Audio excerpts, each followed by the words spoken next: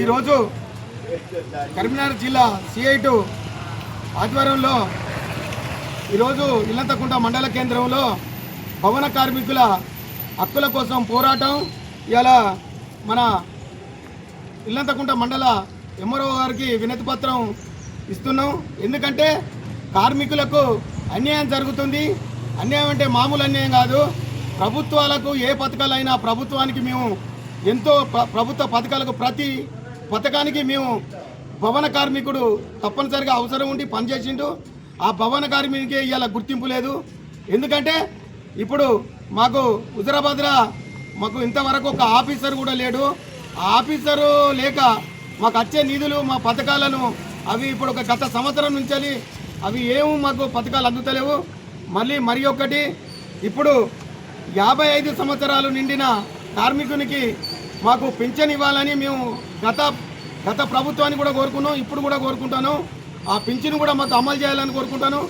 మరియు మళ్ళొకటి మా కార్మికుడు ప్రమాదవస్తు బిల్డింగ్ మీదకి పడి లేకపోతే పని మీద ప్రమాదవస్తుగా పడిపోతే చనిపోతే 2 లక్షల రూపాయలను మేము 6 లక్షల రూపాయలు ఇవ్వాలని అప్పటి గత ప్రభుత్వాన్ని కూడాను ఇప్పుడు కూడా మేము దాన్ని డిమాండ్ చేస్తాను.